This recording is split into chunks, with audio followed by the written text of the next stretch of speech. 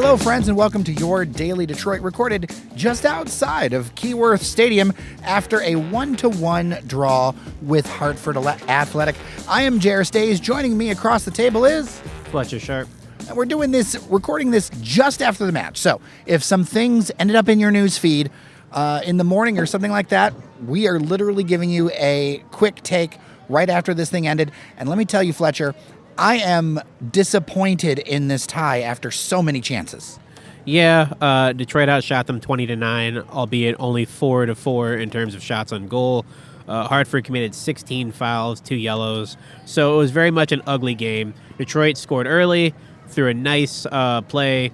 Michael Bryant played it to Hopino, who crossed it over to Declan Wynn, who crossed it in to Pato, who poked it in. Kind of seemed like they'd start to get rolling from that point.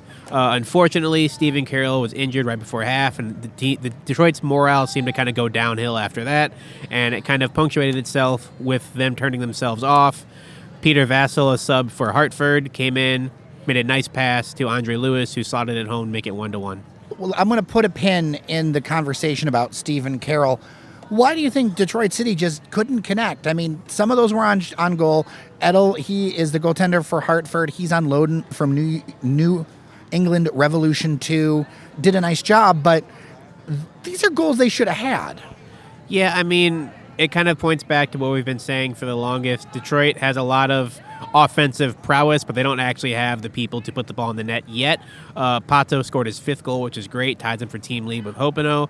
But as Trevor James said, they have to focus on doing things as a team because they don't have a guy who can go score them 20 goals, which is still very true. It's not an indictment on his team. It's not, something bad or negative. It's just the truth. They don't have a 20-goal scorer on this roster right now, so it's kind of a team thing. Unfortunately, they kind of stumbled a bit when it came to putting the ball in the net, especially on their last play. They had a nice little setup where Devin passed it to Declan, who crossed it into Carl Ouimet, had a nice little layoff header to Pato, who we've seen practice that shot many times, and for this reason just skied it over the net, which, unfortunate. One moment does not define the game, but that would have really helped. See, to me, I feel like something shifted after there were about 3 attempts by Connor Rutz, and then that right after those, that's when Hartford scored. That was really hard to watch. Yeah, it's unfortunate that the defense just seemed to kind of be there and be prevalent, and kind of the story of the team where they play a nice, hard 85 minutes and spend maybe 4.5 minutes where they're like, all right, we play soccer, but how? And unfortunately, they got snake bitten by a team that produces a little bit less than they do. I mean, I feel like we needed to come out of here with 3 points. Coming away with 1 is disappointing, frankly, to me. The lucky part is it still keeps them tied in 4th, tied with Pittsburgh Riverhounds on goal differential, thankfully. But we're reaching the point where you need to punish the teams that are bad and then do your best against the teams that are on your level. Drawing against, say, Tampa Bay or Louisville, fine. Drawing against Hartford, not fine. That's not okay. And for the rest of the season, when you have an opponent like that who has a goal differential that's at least 15, 20 in the negative, you got to make sure they feel the hurt. And Detroit did not get it done tonight. Maxi Rodriguez had a lot of energy in the beginning of the season. Things have been difficult the last few games. I noted he did not start, although he did come to play, near the end of the game. What's going on? I don't know. He's not on the injury report. There's no injury listed, so it seems to be a mental thing. Maybe he's just tired. It's a longer season than they're used to. Nisa was a bit shorter. Typically at this point, they have the season in a stranglehold, so they could afford to have down moments because, they're up 20 points in the standings, whereas now they're chasing teams. He might just be tired. He might just need a chance on the bench to kind of revitalize himself. Also, again, no disrespect to Hartford because they did come to play. You would assume that putting him on the bench against Hartford would not really change the trajectory of the game at all.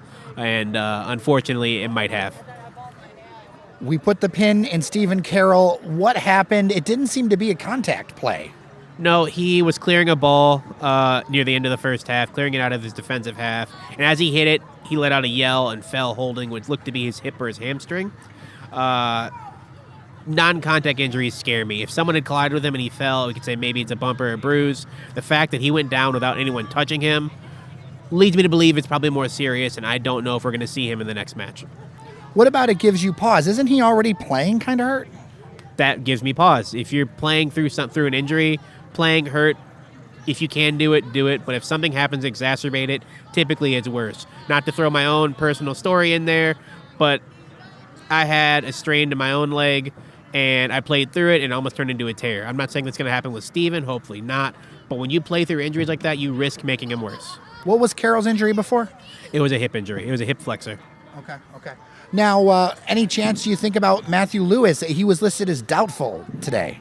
I mean, doubtful is better than out, but I would not want to rush him back yet either. He has a pretty serious injury himself, so it's a little worrisome that 2 of your 3 starting center backs are now out, but you got to roll for what you got to roll for right now.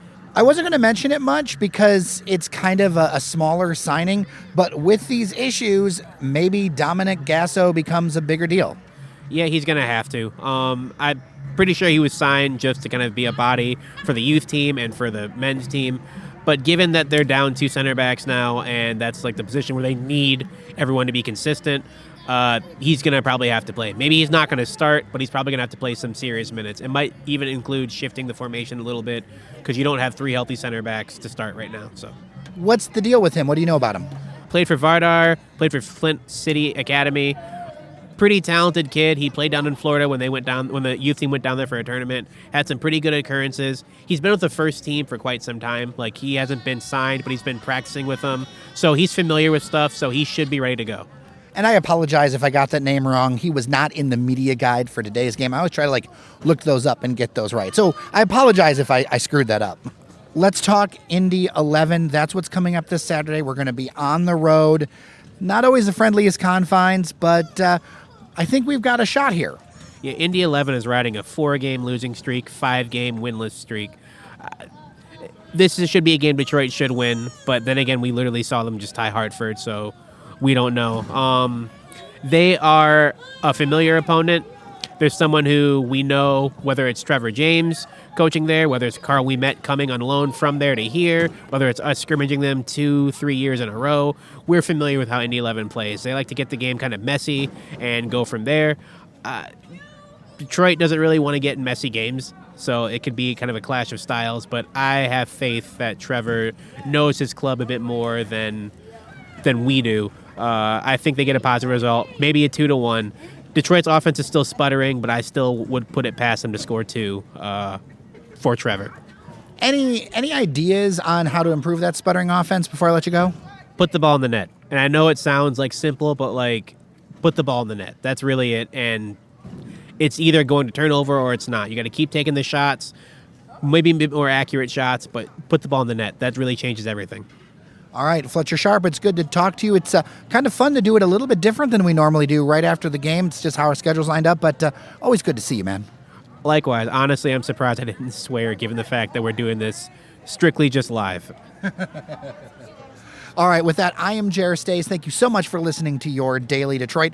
We will be back with Devin O'Reilly for our Friday episode. As always, thank you so much for listening. Remember that you are somebody, and we'll see you around Detroit.